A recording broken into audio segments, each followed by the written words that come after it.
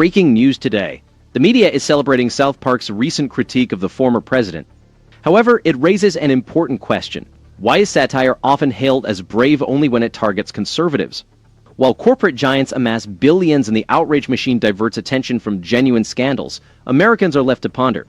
Who is truly being protected, and who is being silenced? Hello, and welcome to That News Show, where we discuss the latest facts, fakes, and hypocrisy as reported by the legacy media. Let's roll the tape. MSNBC reports that Trump is furious over a South Park episode that mocks him, depicting him in bed with Satan. This raises the question, is this really news, or just another attempt by the entertainment elite to stay relevant by targeting the one man who defies their norms? Consider this. When was the last time we saw such an exaggerated, cartoonish attack on a Democratic president or the previous administration, which left our borders unsecured and our economy in disarray? Instead, the left applauds as comedians recycle the same old insults, while media giants like Important earn billions and consolidate power, all under the watchful eye of their government allies. Is this about satire or about silencing dissent? Perhaps the real story isn't Trump's reaction, but why the cultural establishment fears a president who prioritizes America. Here we go.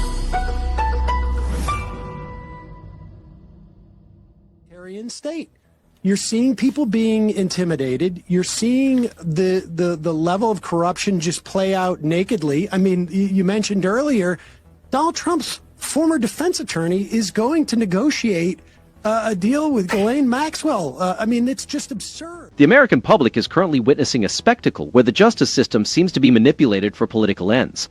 Instead of holding the powerful accountable, the media appears more interested in protecting its own interests. The recent subpoena of Ghislaine Maxwell by the House Oversight Committee, following her conviction for her role in Epstein's criminal activities, raises serious concerns about backroom deals and selective law enforcement.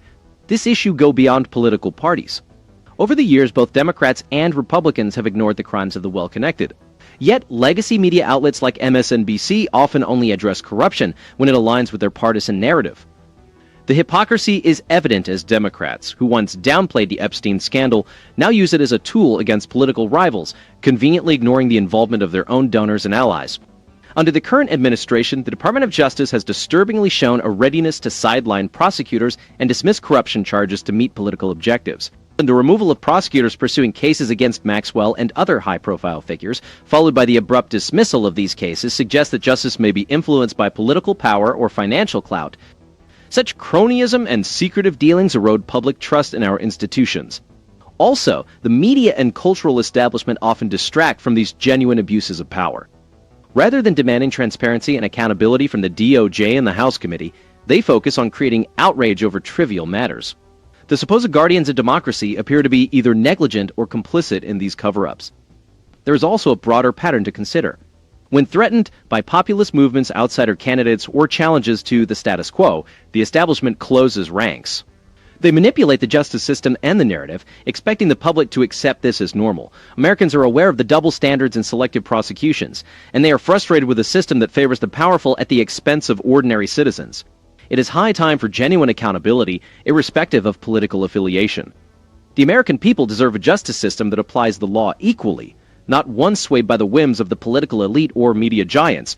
Without real reform, the cynicism and distrust will only deepen, reinforcing the belief that the swamp is thriving, maintained by both political parties. Country and society is, and it's not hard to find people who say, like, I'm flying out of the country, I'm not sure if I should strip my phone of critiques of Donald Trump. I mean, this is something that 15 years ago we would have joked about and thought impossible, but it's not hard to find those people around who are legitimately starting to edit and censor themselves on a daily basis because of this regime. Americans are now grappling with a reality where self-censorship has moved from a theoretical concern to a daily consideration, particularly in expressing criticisms of the current administration or its policies.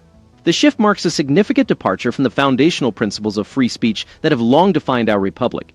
The troubling trend of citizens feeling compelled to scrub their phones before traveling, for fear of repercussions due to their expressed views on Donald Trump or his administration, highlights the extent of the surveillance and intimidation culture.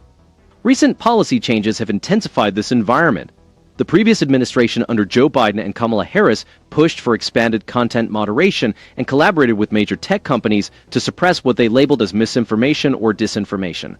Federal agencies were used to coerce social media platforms into silencing dissent, creating a chilling effect that lingers today. This wasn't about public safety, it was about controlling the narrative and suppressing opposition. The current White House, under President Trump, has taken decisive steps to reverse these trends. An executive order aimed at restoring freedom of speech and ending federal censorship directly addresses the abuses of the past 4 years. By directing the Attorney General and the FCC to investigate and report on the previous administration's censorship activities, the administration is making a clear commitment to transparency and accountability. This move is more than a political statement. It's a vital step to rebuild trust in our institutions and reaffirm every American's right to speak freely without fear of government retaliation. Partisan divides remain deeply entrenched. Democrats in Congress and their media allies continue to defend the old regime's censorship mechanisms, portraying any rollback efforts as attacks on democracy. Meanwhile, outlets like MSNBC amplify these narratives, seldom acknowledging their role in enabling censorship and suppressing stories that contradict their agenda. The selective outrage over supposed threats to democracy appears insincere when issued by those who have previously justified silencing their political adversaries. This situation reflects a broader trend of power consolidation among media conglomerates and tech giants, often supported by regulatory agencies. The FCC's recent approval of major media mergers, despite concerns about editorial independence and free expression, demonstrates how the establishment protects its interests at the expense of a diverse range of viewpoints. The left's outcry over alleged authoritarianism is ironic, given their prior support for government interference in speech and media. We are witnessing the consequences of years of globalist interventionist policies that have prioritized elite consensus over individual liberty. The same establishment that advocated for endless wars abroad now seeks to police thought and speech domestically. This is why many Americans across the political spectrum are disillusioned with both parties, although it must be noted that Democrats have primarily driven this new censorship regime, while Republicans under Trump are actively working to dismantle it and restore constitutional norms. As another election cycle approaches, the stakes could not be higher. The choice is between the continued erosion of free speech and a return to the principles that made this country exceptional. The American people are not deceived by the media's selective outrage or the left's double standards. They desire a government that respects their rights, not one that surveils and censors them under the guise of protecting democracy. And it's so interesting, too, to think about the role. Like, it's such a classic thing about comedy and, like, making fun of the leader of the country that's what being a free society is. It's like, if you're not in a free society, then you can't have people making fun of the leader of the country on... Comedy is often celebrated as a hallmark of a free society for its ability to mock those in power. What we witness in primetime today is less about genuine satire and more about perpetuating the same narratives endorsed by mainstream media. A prime example is MSNBC's coverage of a recent South Park episode, where they lauded the show's mockery of the president as bold and necessary. Yet, their fact-checking is notably selective, failing to critically examine the factual accuracy of comedic critiques when they target conservatives.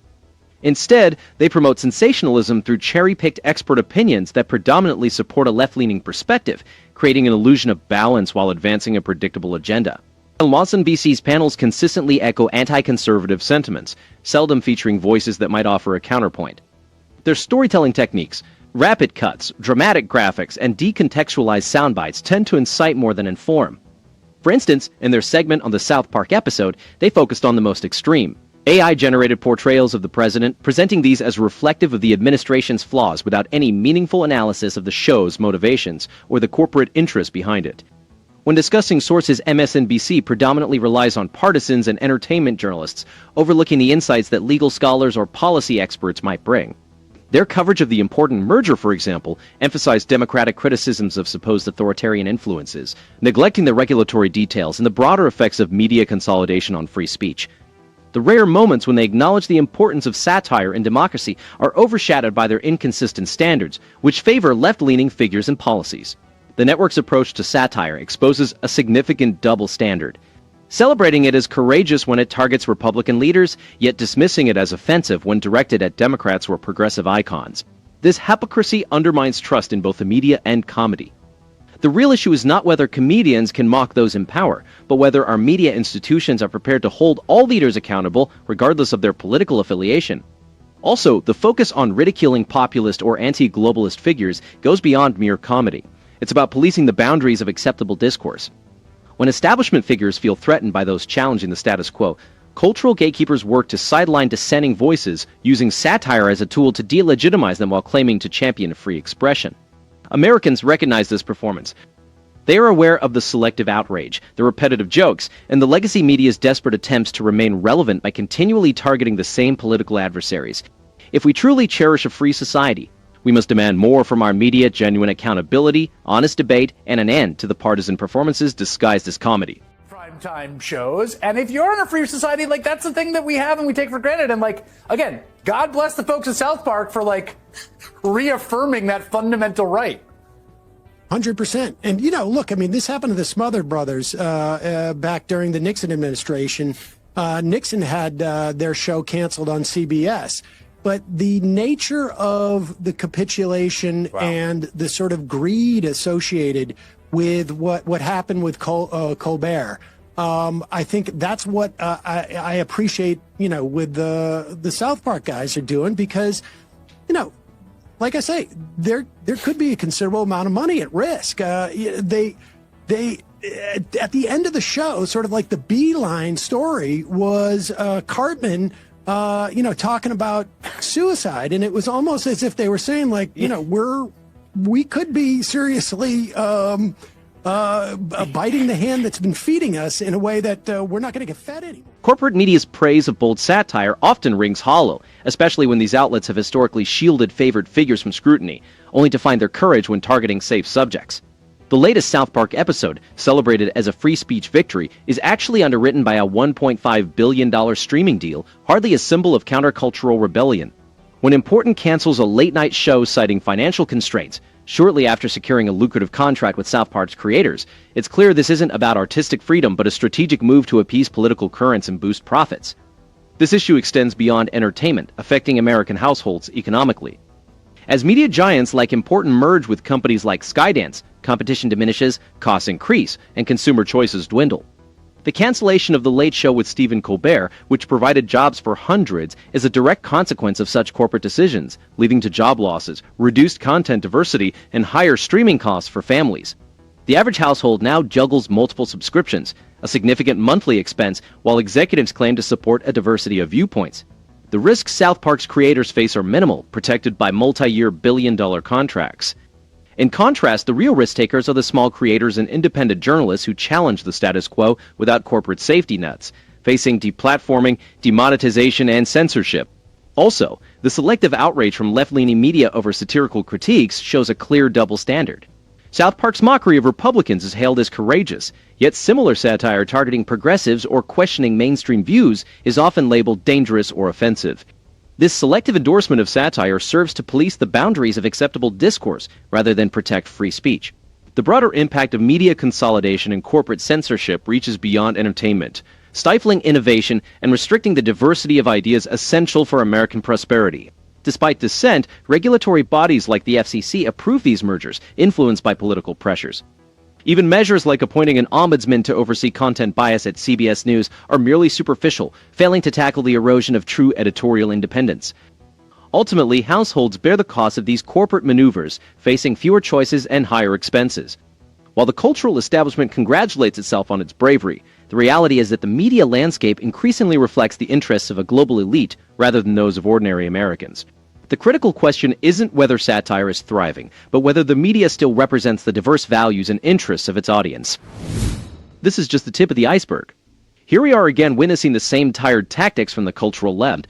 The so-called satirists at South Park, desperate to stay relevant, target President Trump, simply fulfilling the establishment's expectations.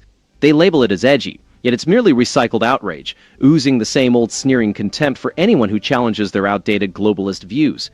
Meanwhile, the media applauds, masquerading this as bravery, when in fact, it's just another orchestrated assault on a president who delivers tangible results for Americans. Recall the previous administration. It was all about endless lectures, broken promises, and a nation in decline.